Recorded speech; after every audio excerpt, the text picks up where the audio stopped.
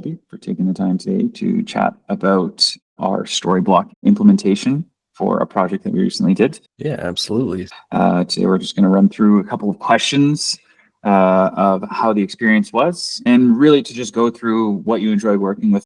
Okay, yeah, absolutely. So we were tasked with using Acro's Gesso accelerator to quickly spin up a decoupled, essentially a blogging website, utilizing Storyblok as the backend content management system, and utilizing Next.js as the front end.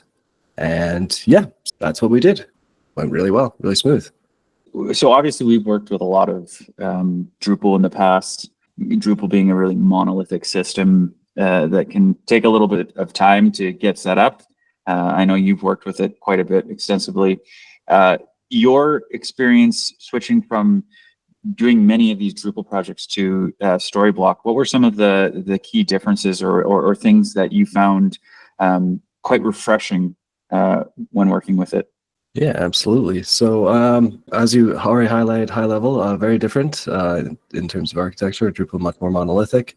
Storyblok itself is definitely more geared towards headless infrastructure. In fact, I would say it's just totally built for headless infrastructure. You aren't provided a front end out of the box or through any manner of configuration via Storyblok. It's all through your own efforts to create a front end. So Storyblok provides no front end, but everything one would need from a headless CMS out of the box. So you get an intuitive admin interface for content editors or marketers and development staff alike, and provided REST and GraphQL APIs.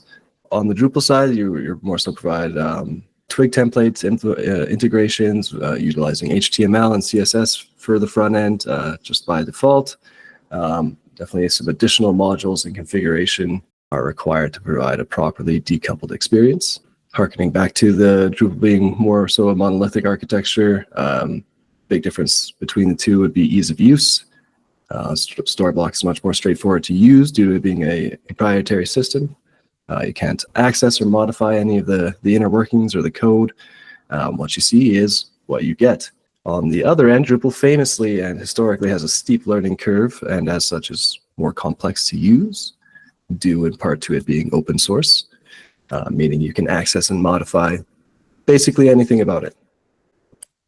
Other than that, there are plugin ecosystems for both. How they would differ is that I would say Storyblok apps have some more room to mature, still relatively smaller, definitely than Drupal in their offering of plugins, but definitely a usable state in terms of integrations. And you can also develop your own custom apps if you find you have a custom need that you would think would be useful to have in Storyblok in general. You can customize, you can develop your own plugins for Storyblok, and these are reviewed and vetted by Storyblok themselves before going on to the marketplace.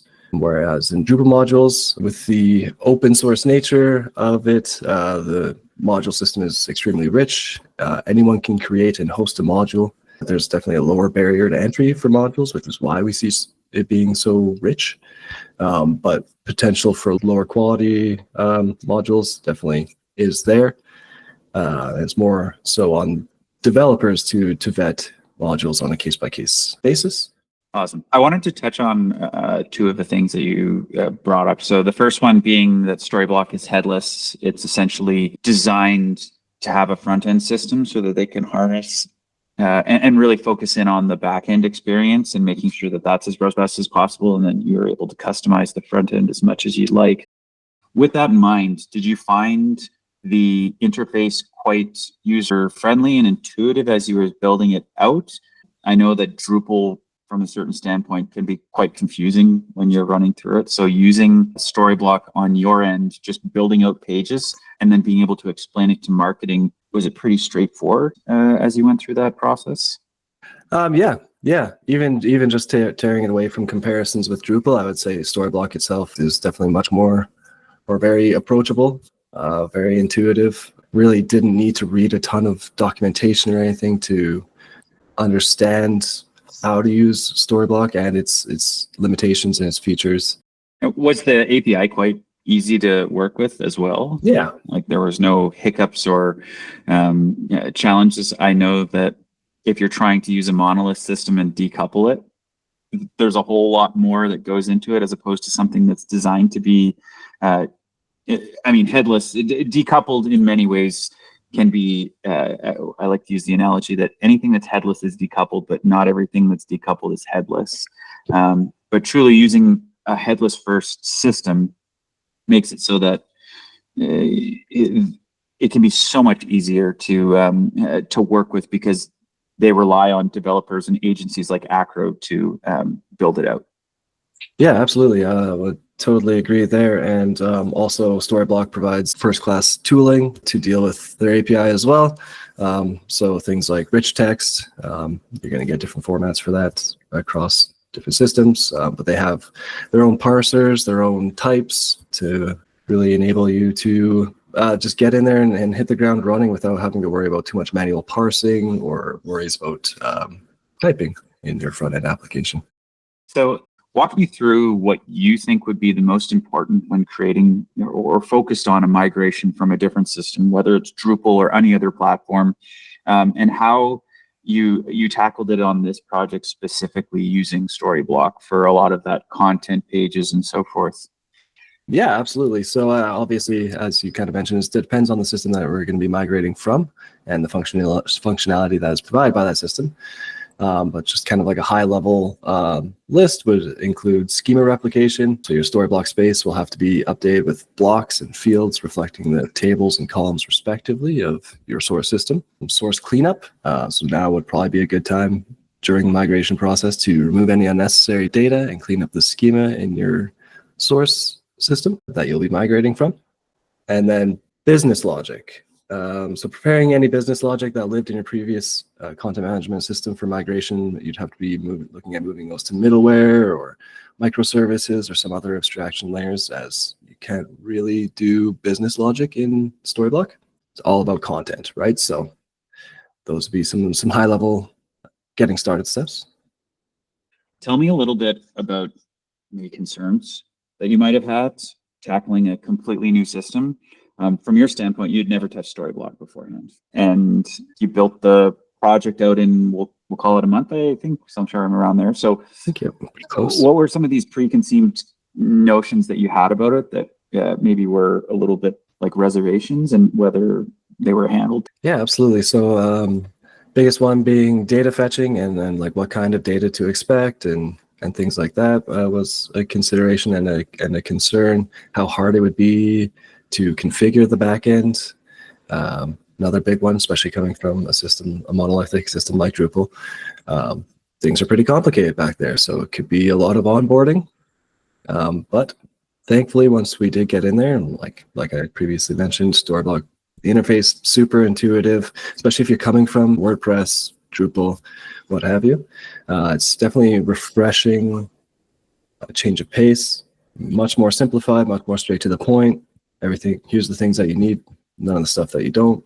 What would you say is the one feature that stands out to you that you particularly enjoyed using? Yeah, I would say the visual editor was very nice. Not something that you usually have to consider if you have a coupled architecture. But yeah, getting into that headless world, it was some nice tooling for sure. Hadn't even really considered it because of the previous experience I had, but once I got in there and realized, oh, I'm going to need this, very nice and very easy to set up again. Do you find that while working with Storyblok, it was configured in such a point and it's designed in such a way on the back end that the marketing team didn't really need that much onboarding or training to figure out how to actually create content on their pages, which made it more effective for you to be able to go through afterwards and just give them a quick demo and they were already off to the races?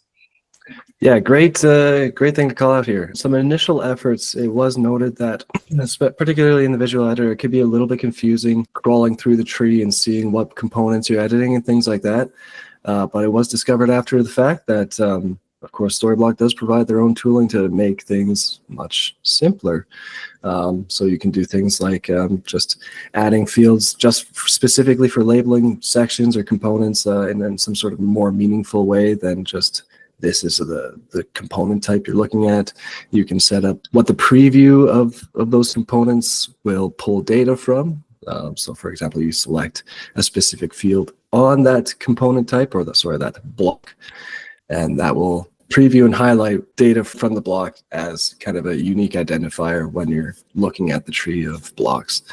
That's made things much easier. You can also add descriptions. So we're able to do that and definitely make things a lot more simplified for them, a little bit more intuitive as to blocks they were looking at, how they compare to components that we're using in other systems, and kind of marry the knowledge between the two and be able to get going that way. Really minimal to no onboarding needed, except for specific custom blocks that we had created. So based on what I'm hearing, it's been quite easy to work with. It's been quite quick to build out systems, and reducing the amount of time that you have to spend not only getting it all set up, but also being able to train team members so that you can get to like an MVP state for the build to come out. Of course, there's lots of other marketing features. I mean, if the marketing team wanted you to expand on some of these components, it's not that difficult because at least you've set everything up.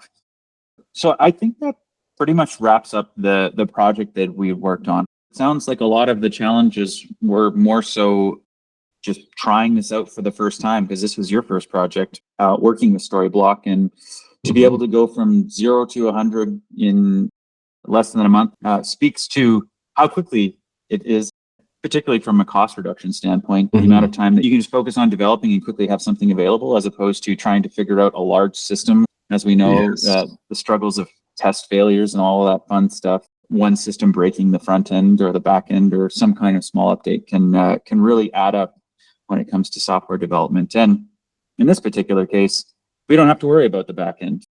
It's managed by Storyblok so that we can focus on that front end piece. So thanks so much, Colby, for walking through this. I think I'm glad to hear that the experience was overall really positive, and we look forward to building more of these so that we can get more projects out faster and faster. Yeah, absolutely. Even using it in my own personal projects, it's kind of become my go-to CMS. All right. Yeah. Thank you.